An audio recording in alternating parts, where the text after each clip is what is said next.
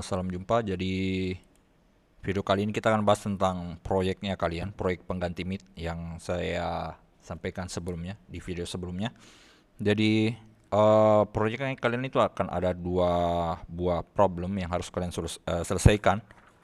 Jadi untuk keterangan lebih jelasnya, eh, silakan buka buku paketnya kalian halaman eh, berapa ini? Halaman 195. 195, lihat bagian tugasnya. Di situ ada 3 nomor. Untuk tugasnya kalian selesaikan 1 dan 2. Cuman ini tugas nomor 1 dan 2. Halaman 195, tugas 1 dan 2. Jadi di poin 1 itu dia kalian disuruh buat suatu program untuk mencari atau menghitung nilai akar-akar suatu persamaan kuadrat. Sedangkan yang nomor 2 seperti yang saya jelaskan sebelumnya itu untuk membuat program untuk mengkonversi nilai dengan ketentuan. Kayak kemarin, kalau misalkan nilainya lebih besar dari 90 dia dapat A, kalau di antara 76 90 dia dapat B, kalau lebih kecil dari 45 dia dapat E, seperti itu dan seterusnya. Jadi saya mau jelaskan dulu apa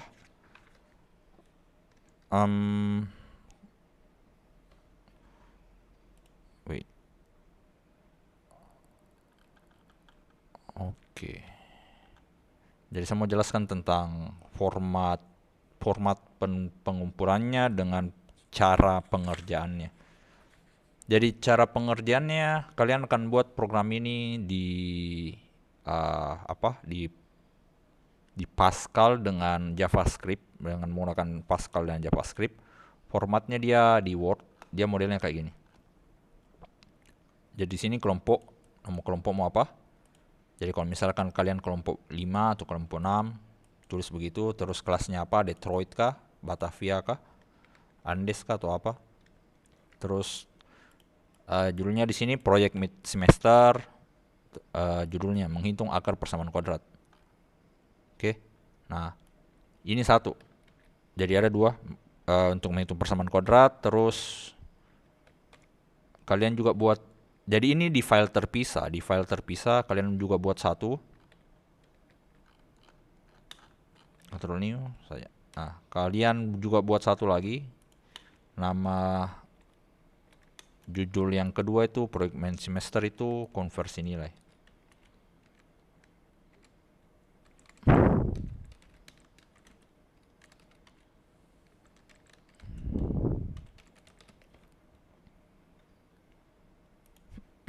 Ini format penulisannya nanti akan saya share juga di bagian bersamaan dengan video ini.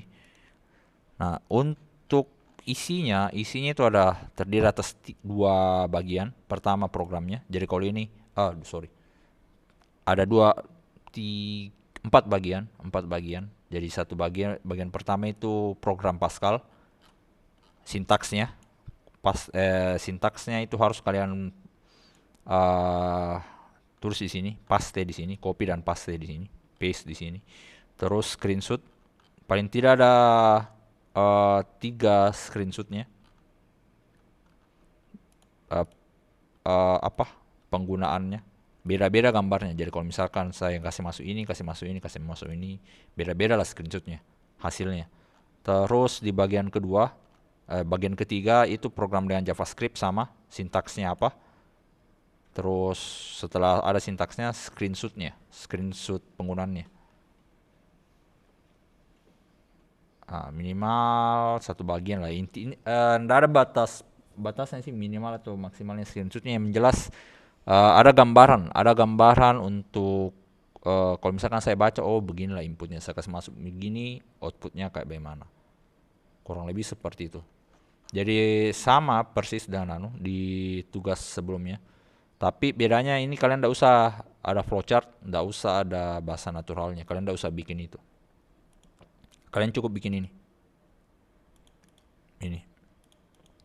Dan ingat, karena di sini ada 2 nomor, berarti kalian harus bikin 2 file. Jadi nanti yang kalian kumpul ini 2. Terus kalian file save as ke PDF, save as. Caranya, ini kau ganti ke PDF, formatnya PDF. Kau ganti PDF, judulnya nama kelompokmu. Jadi formatnya, format untuk pengumpulannya, nama kelompok, underscore begini tuh, nama kelompok atau kelompok berapa, kelas, seharusnya kelas dulu, kelas, nama kelompok, proyeknya proyek apa, proyek 1 atau proyek 2 gitu. Kalau untuk akar persamaan kuadrat proyek 1, kalau untuk persamaan konversi nomor 2 begitu. Ini yang kalian kumpul. Jadi pengumpulannya silakan kumpul semua saja. Saya cuma akan periksa beberapa, tapi masing-masing kumpul saja atau ada perwakilan terserah. Yang jelas ketika saya cari di Google Classroom, saya bisa lihat nama kelompoknya kalian untuk kerja, untuk periksa begitu. Oke, itu untuk formatnya. Nah, sekarang saya mau jelaskan dulu poin-poin dari setiap proyeknya. Jadi kita mulai dulu dari yang pertama, itu akar persamaan kuadrat. Jadi akar persamaan kuadrat dia modelnya kayak gini. Ini saya sudah buat di Pascal dan di JavaScript. Kalau di Pascal dia, ya paling tidak saya butuh A, B, C, D, bilangan real. Ya paling banter saya punya 6 variabel. Jadi kalau saya running, di input nilai A, saya kasih masuk 1, 2, 3, dia outputnya akan begini. Persamaan ini memiliki 2 akar imajiner, yaitu min 1 tambah 141i dan min 1 dikurang 1,41i. Nah, apa maksudnya itu? Dari mana itu ada? Dari mana muncul itu?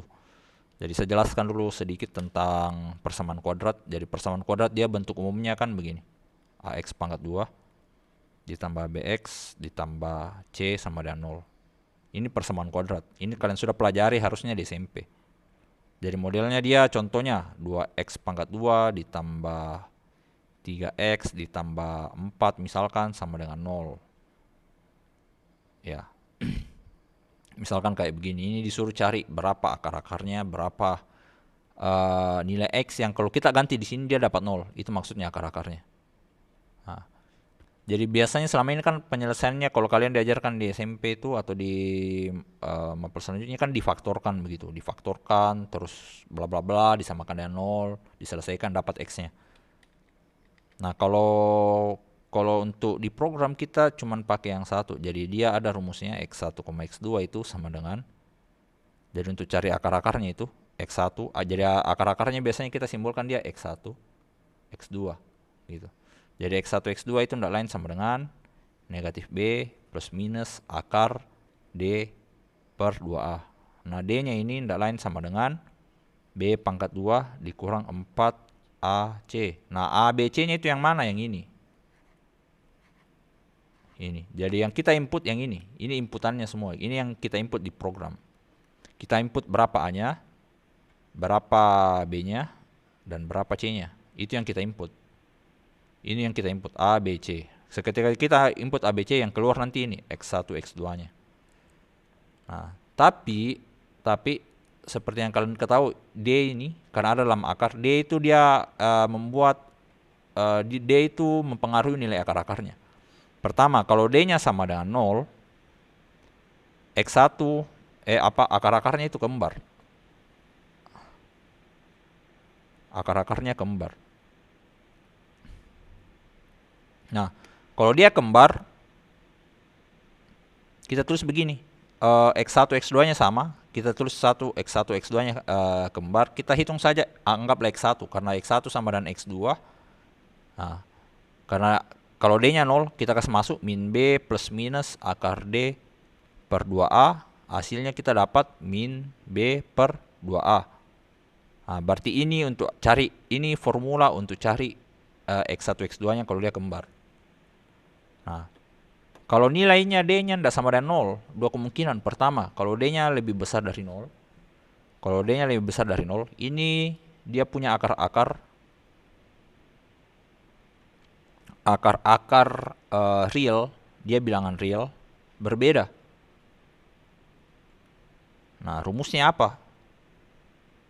X1-nya apa? X1-nya itu tidak lain sama dengan min B, kita ambil saja tambah akar D per 2A. Ini untuk X1. Kalau X2-nya sama dengan min B dikurang akar D per 2A. Ini untuk X2-nya. Jadi nanti keluar kata-kata akar-akar real berbeda, X1 sama dengan ini, X2 sama dengan ini.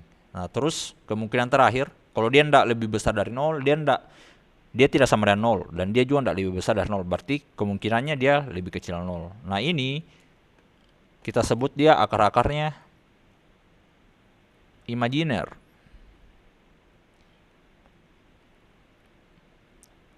Dan pasti berbeda, imajiner dan berbeda. Tapi untuk kasus ini tetap ada akar-akarnya. Walaupun ada akar realnya, tetap ada imajinernya. Jadi caranya kita cari adalah X1 sama dengan negatif B tambah ini saya pisah saja, min B per 2A tambah akar yang dibagi 2A juga. Nah, D-nya ini saya kasih jadi mutlak begini, mutlak D. Nah, apa maksudnya ini mutlak D?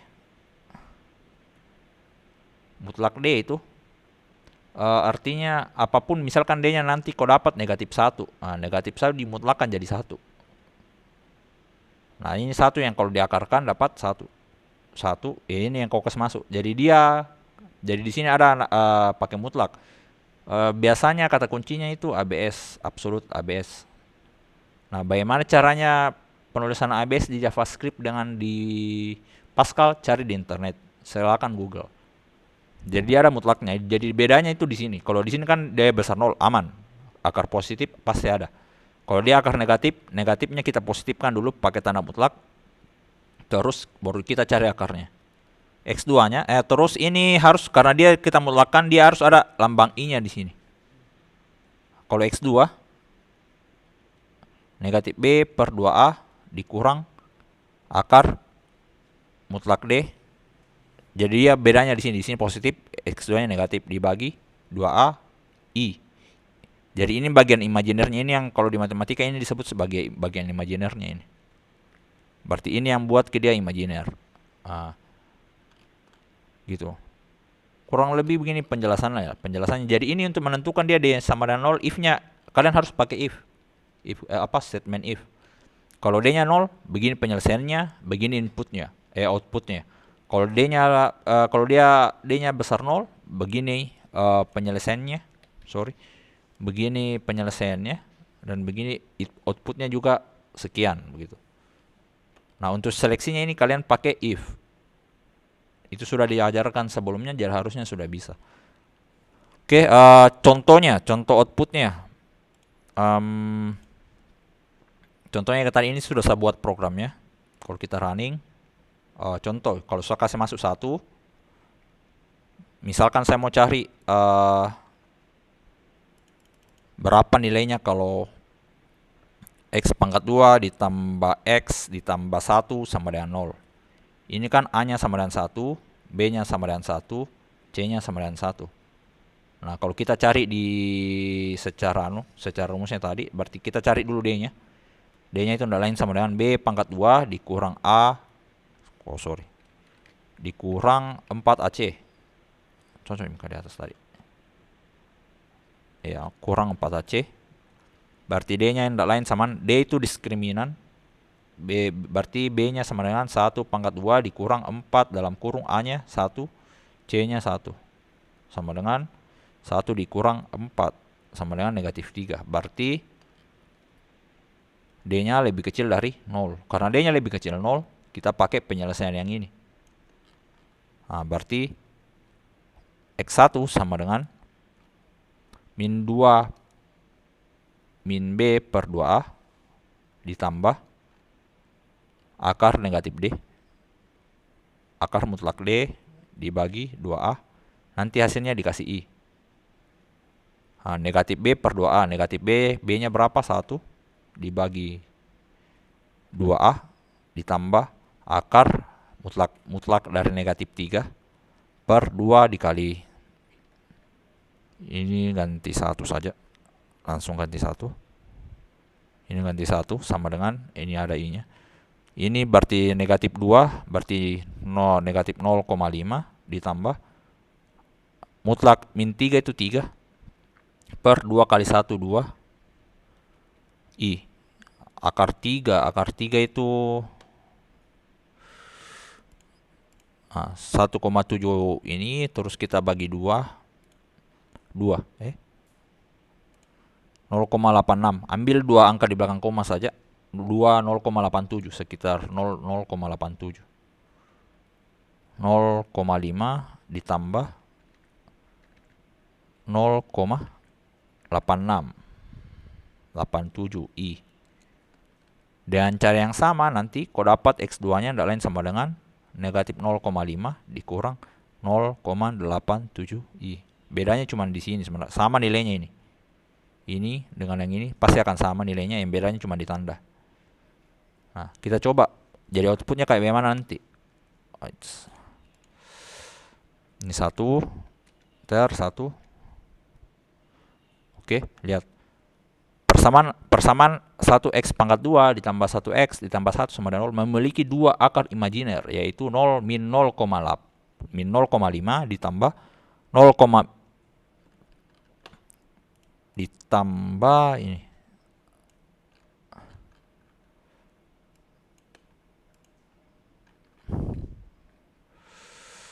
Supaya bisa kelihatan, oke. Ini 0,85 0,5 min 0,5 ditambah 0,87 yang ini dan min 0,5 yang ini dikurang 0,87 I. Oke, begitu. Ini kalau untuk di Pascal. Kalau untuk di JavaScript modelnya dia begini.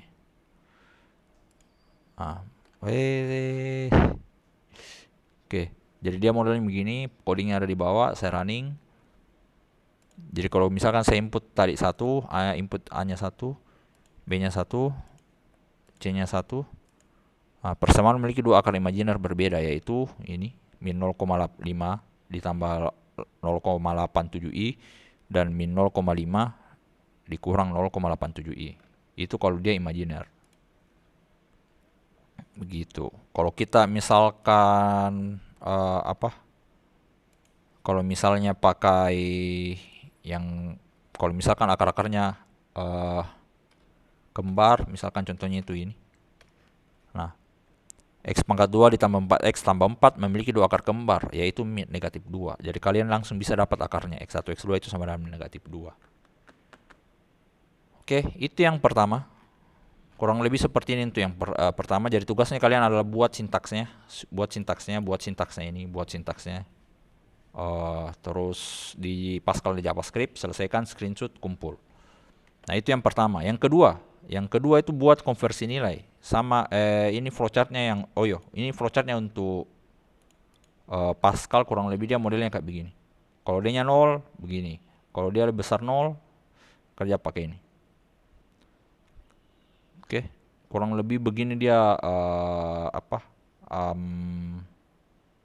flowchartnya. Oke, boleh kalian pause nanti videonya, pause untuk perhatikan. Oke. Nah, sekarang kalau misalkan untuk tugas 2 itu sudah saya jelaskan sebelumnya. Dia konversi nilai. Jadi kalau saya running, misalkan begini, saya input 50, enter 50, dia keluar dikonversi ke huruf, dia jadi D. Kalau kita kasih masuk 90, kalau kita konversi, kalau kita running 90, dia dikonversi jadi B. Dia 91 baru 91,5 ya. Bisa. 91 dia dikonversi jadi A. Karena inputnya integer. Inputnya kasih desimal nanti, desimal. Jadi saya bisa input 91,5. Oke, A, B, C, D. A itu ini, B itu ini, C itu ini, D itu ini, E itu ini. Lihat kalau untuk penjelasan lebih jelasnya, perhatikan video sebelumnya. Oke, kurang lebih seperti itu untuk pengumpulannya, karena ini saya upload kurang lebih hari Senin sekarang, jadi semester itu sampai hari Kamis depan. Saya kasih waktu 3 minggu. Ini sampai minggu depan. eh hmm, ya sampai minggu depan, tergantung dari raport. Mungkin kalau raportnya minggu ini nanti saya infokan. Kalau misalkan dia kumpulnya sampai awal Oktober, raport meet saya kasih waktu 3 minggu maksimal. Kalau enggak, kalau misalkan meetnya mendesak, nanti saya infokan 2 sampai 3 minggu lah. Tapi usahakan kalau bisa selesai 2 minggu, dalam waktu 2 minggu selesaikan. Kalau enggak, ya 3 minggu saya kasih toleransi. Oke, kurang lebih seperti itu. Terima kasih, tetap semangat. Sampai jumpa di 3 minggu ke depannya. Kalau ada pertanyaan bisa hubungi saya via LAR. Oke, terima kasih.